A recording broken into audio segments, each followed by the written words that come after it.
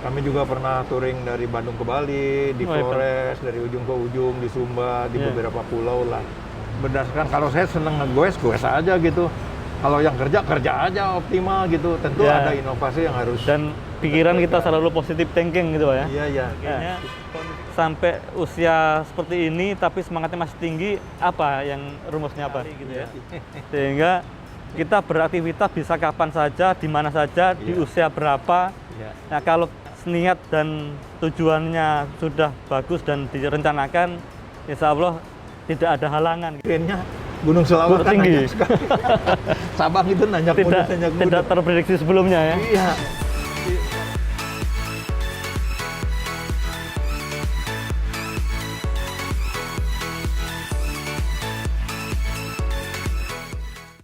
Selamat datang di Kota Medan. Senang lihat Abah dan Ambu sehat. Saya dengar Abah dan Ambu dua minggu lalu ya, ada rencana sepedaan dari Aceh sampai ke Lampung. Iya. Apresiasi sekali untuk kegiatannya ini di usia yang 70-an ya, 70 berapa? 73 mau 4 saya. 73 74. Ambu di 70. Inspirasi sekali. Ini pertemuan yang kedua atau ketiga saya dengan Abah. Iya benar. Pada tahun 2015 waktu saya Suspim, saya terinspirasi sekali Abah menyampaikan semangatnya, terus apa yang dilakukan, dan saya juga tertarik waktu Abah membuat lagu gitu ya. Iya. Dari mulai Jayagiri, kemudian Burung Camar, dan menceritakan cara membuatnya waktu di pantai, duduk melihat nelayan, burung camar lewat, jadi inspirasi. Dan itu sangat tertanam banget di kami gitu. Sehingga saya seneng banget apa semangatnya Abah untuk itu. Nah, mulai kapan untuk mulai dari Aceh Abah? Iya. Pertama alhamdulillah saya berterima kasih udah mendapat apresiasi dan sambutan dari Bapak dan teman-teman seperti ini. Ini kehormatan bagi saya. Terus juga saya lihat foto kita berdua tahun itu, surprise sekarang bisa ketemu dalam kedudukan Bapak yang sudah bersama matang, mudah-mudahan gitu. Ya, amanah insya Allah. Terima kasih. Ya, kami ini kan naik sepeda ini sudah lama sebenarnya Pak. Kami juga pernah touring dari Bandung ke Bali, di Flores, dari ujung ke ujung, di Sumba, di beberapa pulau lah. Di Sumatera juga sering, di keliling Sumatera Barat, Danau Toba dan sebagainya. Tapi kali ini dari kilometer 0 Sabang ya. Lintas ke timur, ke Pekanbaru, nanti nyebrang ke Sumatera Barat, lalu turun ke Lampung lewat Bengkulu. Ya, yang barangkali menjadi perhatian itu karena ini kan masa COVID. Waktu ke Bali juga masa COVID. Berarti belum lama ya? Belum lama ya, bulan November ya Bu ya, kita ya. Kami selesaikan dengan relax lah gitu, menikmati. Jadi banyak kawan-kawan saya juga yang bertanya, kok masa COVID malah bikin perjalanan. Gitu. Nah, saya dan istri saya dan anak-anak saya berpikir begini, kan konon kata para ahli pandemi ini, COVID ini kan akan berlangsung mungkin cukup lama gitu. Ya, kita belum tahu betul. Pandemi ini bertahun-tahun ke depan. Jadi kalau kita mau tertekan terus gitu selama bertahun-tahun kan sayang. Padahal kita diberi patokan, regulasi maupun pedoman untuk bisa hidup bersama dalam tanda kutip yang disebut new normal itu. Jadi saya kira udah kita mulai aja supaya orang juga berpikir kita bisa gitu. Walaupun ada risiko ya memang harus kita hadapi. Dan masa COVID kita kan belum tahu sampai kapan ya. Iya betul. Ya kita harus bisa menjaga diri saja, protokol kesehatan tetap kita jalankan, aktivitas tetap jalan kan gitu ya. Iya. Sangat tentu ada regulasi yang harus kita patuhi. Kalau ke gunung, kalau saya kan orang suka ke gunung Pak Dewan Adri nih. Kalau kita menghadapi gunung es gitu yang bukan kehidupan kita hari-hari, kan latihannya sesuaikan, pakaiannya sesuaikan gitu. Jadi why not gitu. Betul, betul. Sekarang COVID juga kita tinggal menyesuaikan aja, karena nggak bisa kita hapuskan kan. Iya. Nanti berdasarkan, kalau saya seneng ngegoes aja gitu. Kalau yang kerja aja optimal gitu. Tentu ada inovasi yang harus. Dan pikiran kita selalu positive thinking gitu ya. Iya, iya. Kondisi COVID ini olahraga sangat diperlukan, apalagi kayak seperti ini matahari, vitamin D yang apa namanya diberikan Tuhan Allah yang sangat bagus, kita harus kita manfaatkan gitu. Betul, Sehingga kita ngobrolnya di luar supaya gitu.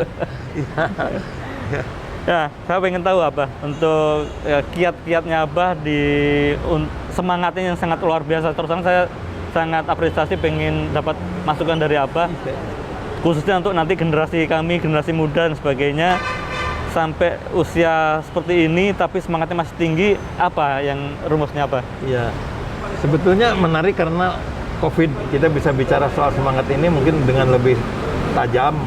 Saya dengan istilah ini karena situasi COVID kita harus tetap punya drive untuk menghadapinya gitu. Tapi seperti yang Bapak bilang tadi kan ada regulasi yang harus kita patuhi. Terus ada persiapan juga.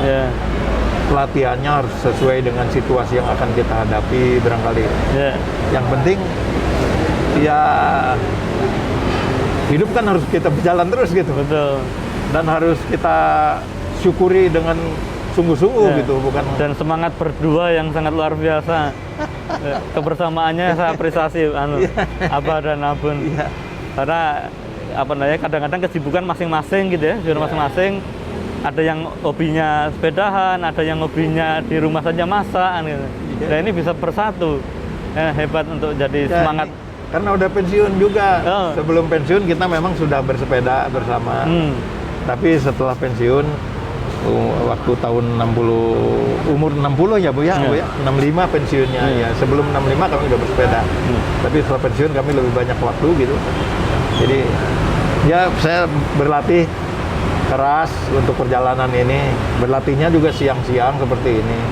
Saya terinspirasi malah aja untuk ini, untuk teman-teman dan yang lain-lain, bahwa kegiatan aktivitas yang seperti aktivitas tanpa batas itu sangat tepat sekali gitu ya. Sehingga kita beraktivitas bisa kapan saja, di mana saja, di usia berapa. Nah, kalau niat dan tujuannya sudah bagus dan direncanakan, insya Allah tidak ada halangan gitu ya. Berarti namanya aktivitas tanpa batas itu benar-benar terjadi dan terrealisasi saat ini tepat kan gitu Pak? Ya itu semboyannya kita akan Telkom sama Indihome ini, aktivitas tanpa batas. Aktivitas tanpa batas. Ya ini jadi inspirasi juga bagi kami setelah ketemu. Tapi memang ada penyesuaian ya. 1 tahun yang lalu kita berbeda dengan sekarang Pak. Jadi kami bikin rencana detail sekali. Tahun lalu itu latihannya juga detail, sekarang juga begitu.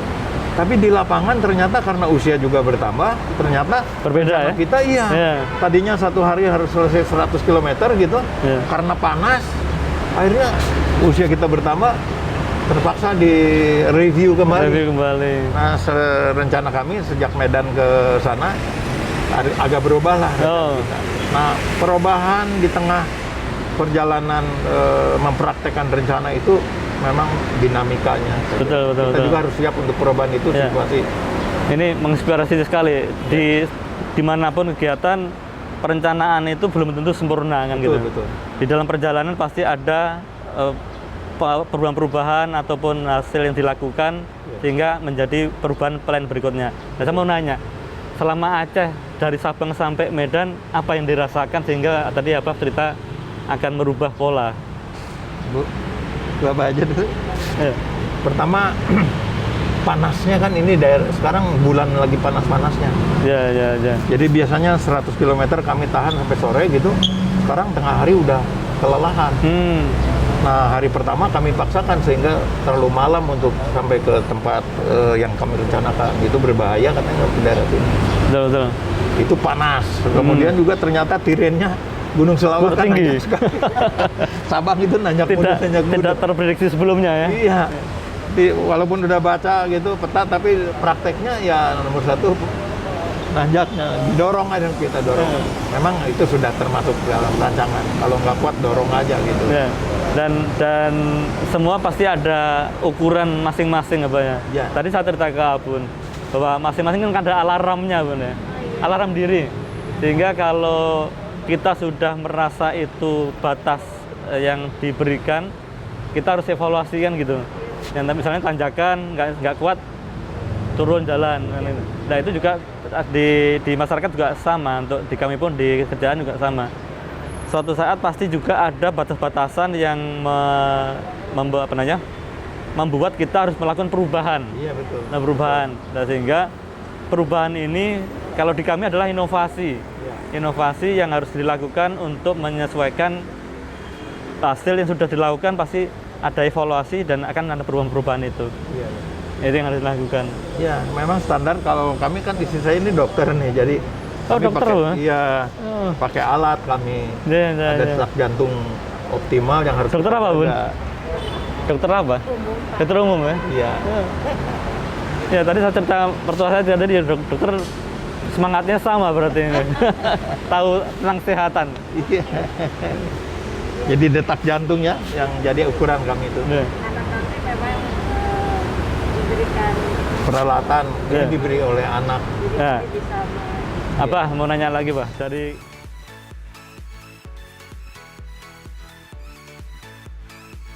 Ini IndiHome ya, internet ini sekarang kan jawaban terhadap situasi. Kita bisa belajar jarak gitu tanpa kehilangan mutu. Ya. Contoh, dengan kamera kita bisa dapat ilmu pengetahuan, tapi kan sambil belajar kan kita bisa duduk seenaknya di depan orang tua, Iya. kehilangan rasa hormat gitu kan. Etika berarti itu ya? Itu. Indonesia.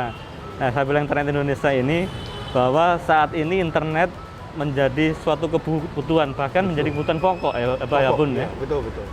Bahwa itu penting. Betul. Tapi bagaimana itu tumbuh dalam situasi internet yang tidak tatap muka, itu memerlukan pemikiran yang baru.